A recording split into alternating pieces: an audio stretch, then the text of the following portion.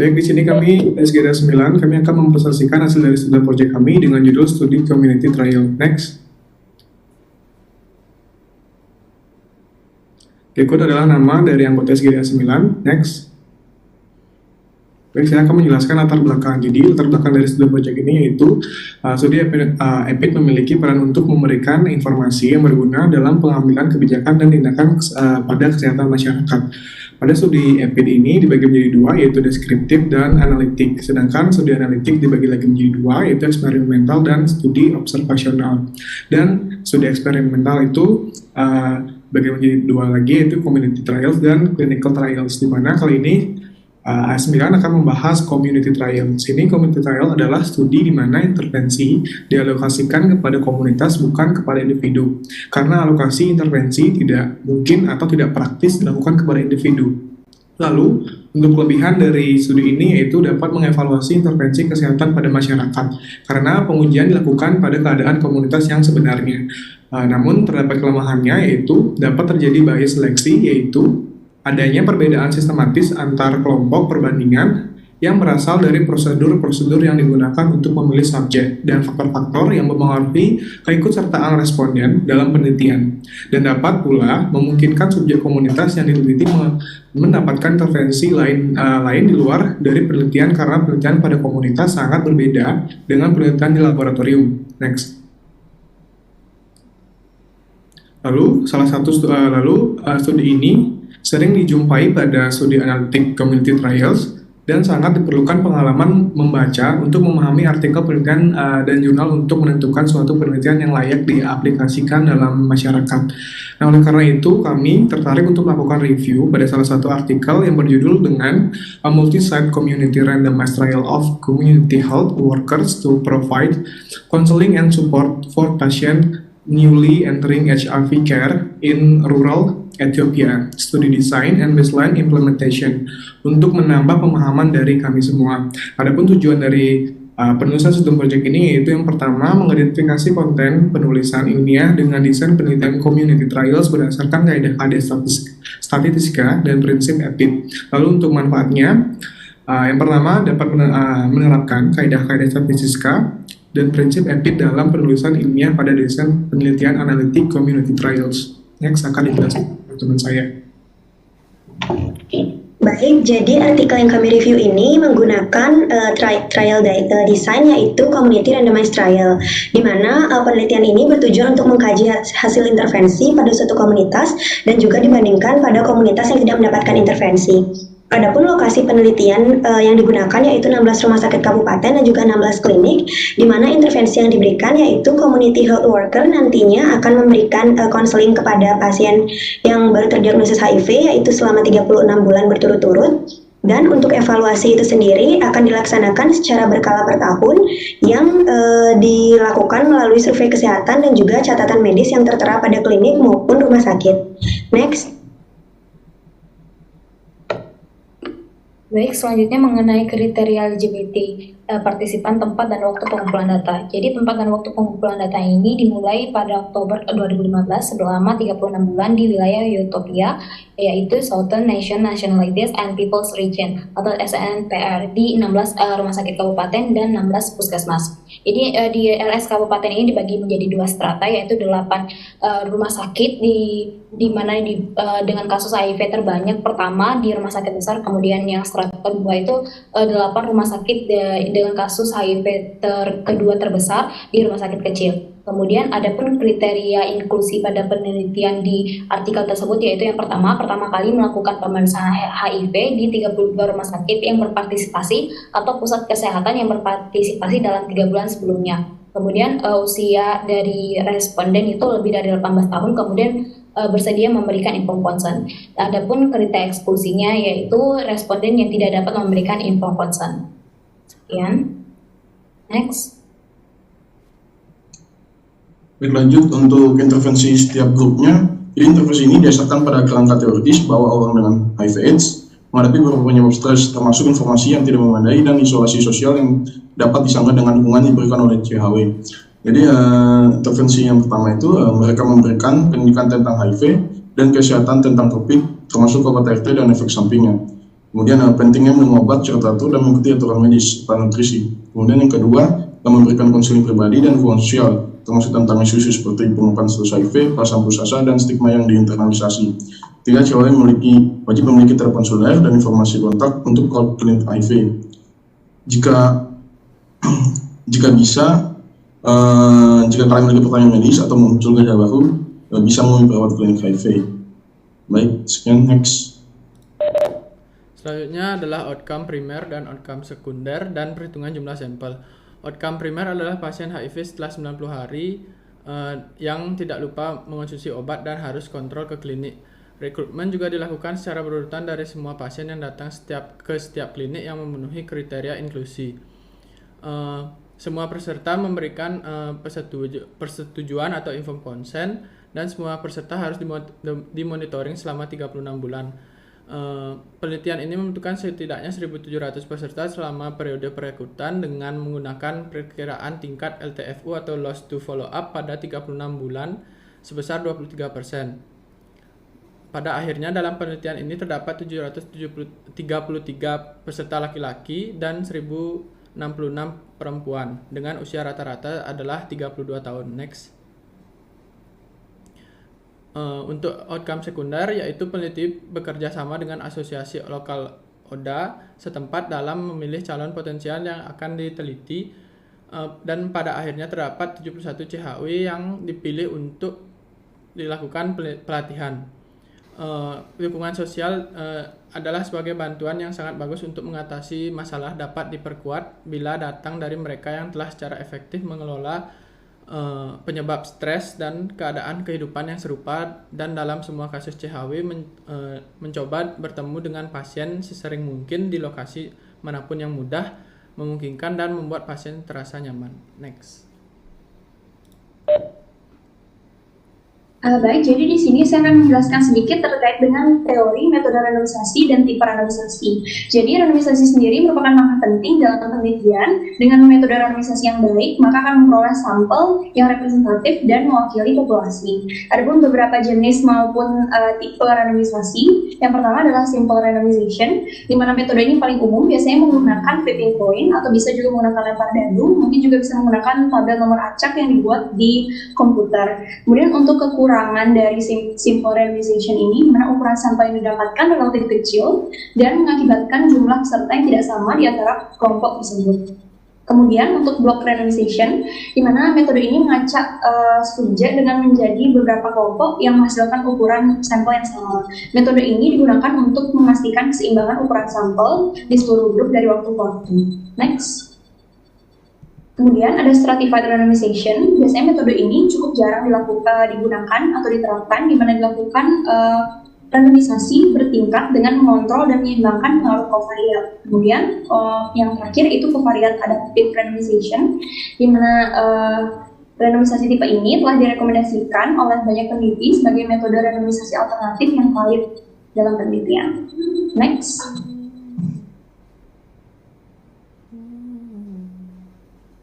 Baik, selanjutnya saya akan menjelaskan mengenai prosedur penelitian, di mana yang pertama yaitu identifikasi klaster, recruitment, dan randomisasi. Sebelum mulai penelitian ini, peneliti bertemu dengan dan mendapatkan persetujuan dari Dinas Kesehatan daerah tersebut di Ethiopia dan menentukan dari tempat yang akan digunakan dalam penelitian tersebut, di mana terdiri dari 16 rumah sakit dan juga 16 puskesmas yang dibagi masing-masing menjadi 2 strata dan dibagi lagi menjadi kelompok kontrol dan kelompok intervensi, di mana semua rumah sakit dan puskesmas yang telah tergabung dalam penelitian akan menandatangani nota kesepakatan resmi menguraikan peran serta tanggung jawab. Kemudian yang kedua ada perekrutan dan pendaftaran peserta, di mana di sini meliputi dari kriteria eksklusi dan inklusi, di mana kriteria eksklusinya itu pendaftaran baru dalam perawatan HIV di salah satu dari 32 rumah sakit dan puskesmas dalam 3 bulan sebelumnya, serta dengan usia lebih dari 18 tahun. Kemudian ada kriteria eksklusinya, yaitu pasien yang tidak memberikan informed consent. Kemudian selanjutnya dari intervensi CHW. Dan intervensi ini didasarkan pada kerangka teoritis bahwa ODHA menghadapi berbagai stresor, termasuk informasi yang tidak memadai dan isolasi sosial, di mana di sini CHW memiliki 3 tanggung jawab utama. Kemudian untuk pengumpulan data, Di sini semua pasien diobservasi selama 36 bulan.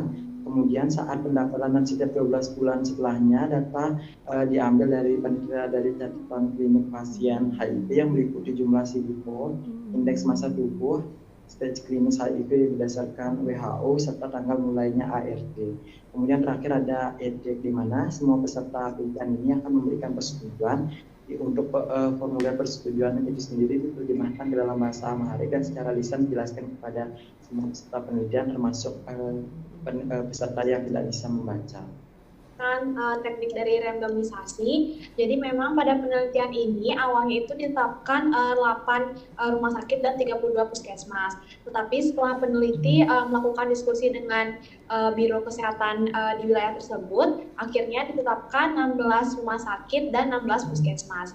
Dalam pemilihan rumah sakit sendiri itu nantinya dibagi menjadi 2 strata, yaitu 8 rumah sakit untuk yang rumah sakit yang strata besar dan 8 rumah sakit dengan yang stratanya kecil. Jadi dari 16 rumah sakit itu diurutin dari 1 sampai 16. Jadi 1 sampai 8-nya itu masuk ke large hospital, sedangkan 9 sampai 16 itu masuk ke small hospital. Selanjutnya masing-masing strata rumah sakit tersebut dibagi menjadi 2 kelompok, yaitu kelompok intervensi dan kelompok kontrol. Jadi dibagi 4 tempat dan dipilih secara acak. Lalu untuk pemilihan dari health centers atau puskesmasnya sendiri, itu awalnya peneliti meminta semua list puskesmas yang berada pada wilayah tersebut. Selanjutnya, peneliti melakukan suatu eliminasi pada puskesmas yang posisinya itu dekat dengan ke-6 rumah sakit, ke-16 rumah sakit yang sudah dipilih. Selanjutnya, tekniknya sama, yaitu dibagi menjadi 2 strata, ada yang besar, ada yang strata yang kecil. Itu dibagi menjadi 2 kelompok, yaitu yang isinya 8 puskesmas, dan dilanjutkan dengan pembagian kelompok intervensi, yaitu sebanyak 4 kelompok dan kelompok kontrol sebanyak 4 juga. Jadi itu dipilih secara acak. Next. Jadi adapun kriteria inklusinya sudah dijelaskan sebelumnya. Lalu untuk target sampel sendiri itu peneliti menentukan pada yang rumah sakit stratum besar itu sebanyak 168 PLWH, lalu untuk yang stratum kecilnya itu 112. Lalu untuk puskesmasnya sendiri itu ada 42 PLWH. Namun seiring berjalannya penelitian itu akhirnya ditetapkan sampel sebanyak 2.640 PLWH, kurang lebih masa pencariannya itu 18 bulan yang dilakukan di 32 rumah sakit dan puskesmas.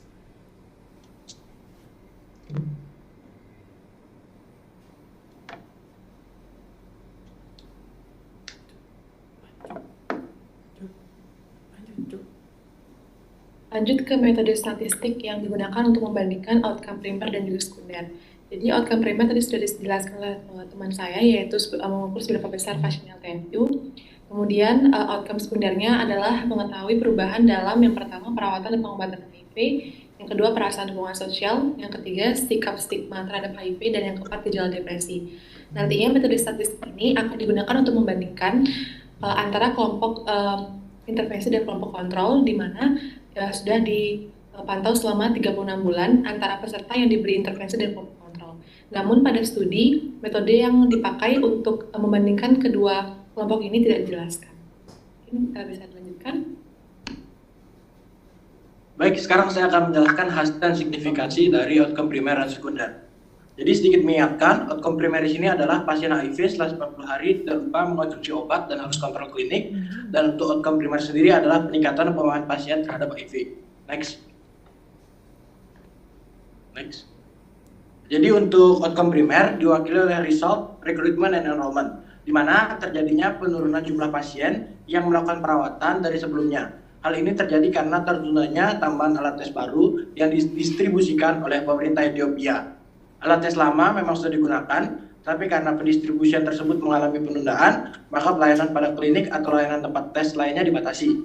Kemudian yang kedua adalah outcome primer, diwakili oleh result CHW intervention atau intervensi dari pekerja kesehatan, di mana peneliti mendapatkan 71 pekerja kesehatan yang akan diberikan pelatihan untuk meningkatkan pemahaman subjek seputaran HIV, obat ART, dan selalu mendukung ODA. Dalam pertemuan dengan ODA, pekerja kesehatan mengalami berbagai halangan seperti jarak yang jauh, kemudian ODA yang tidak memiliki ponsel, hingga stigma HIV yang sudah berkembang luas di masyarakat. Dan setiap bulan pekerja kesehatan berkumpul dengan peneliti untuk memberikan feedback. Next. Baik, untuk yang selanjutnya saya akan memaparkan mengenai beberapa keterbatasan yang ada pada studi community trial ini. Untuk yang pertama, yakni masih banyaknya pasien yang mengeluhkan jauhnya jarak antara pelayanan kesehatan dan tempat tinggal mereka. Sehingga beberapa pasien merasa kesulitan untuk melakukan follow up sesuai jadwal. Kemudian untuk menangani daripada permasalahan ini, dilakukan pemberian kompensasi berupa uang transportasi kepada para peserta penelitian sebesar $5 setiap bulannya. Kemudian untuk yang kedua, yakni masih tingginya pasien yang tidak memiliki nomor telepon dan juga masih tingginya kasus lost to follow up, di mana sekitar 23%. Dan untuk yang selanjutnya, yakni keterbatasan yang lain, yakni masih tingginya stigma terhadap orang-orang dengan HIV/AIDS di kalangan masyarakat, sehingga untuk mengatasi hal tersebut, para peserta penelitian diberi kebebasan untuk melakukan kesepakatan bersama community health worker untuk melakukan pertemuan tempat follow up, baik itu di luar dari tempat pelayanan kesehatan atau di luar atau jauh dari tempat tinggal mereka.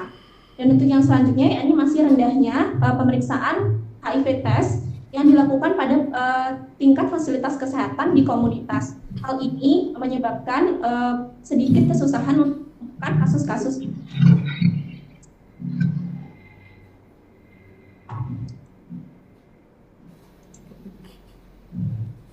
Selanjutnya, yakni cara mengatasi bias, di mana dalam penelitian ini masih tingginya angka dari kasus lost to follow up, di mana sekitar 23% bisa menimbulkan adanya asumsi terjadinya selection bias. Maka untuk menghindari atau menjawab dari hal ini, maka dalam penelitian ini disebutkan adanya kriteria pasien lost to follow up, di mana pasien yang tergolong lost to follow up, yakni pasien-pasien yang tidak datang lebih dari 90 hari, tidak menghadiri follow up sesuai jadwal yang ditentukan tanpa adanya konfirmasi atau menghubungi daripada community health worker itu sendiri.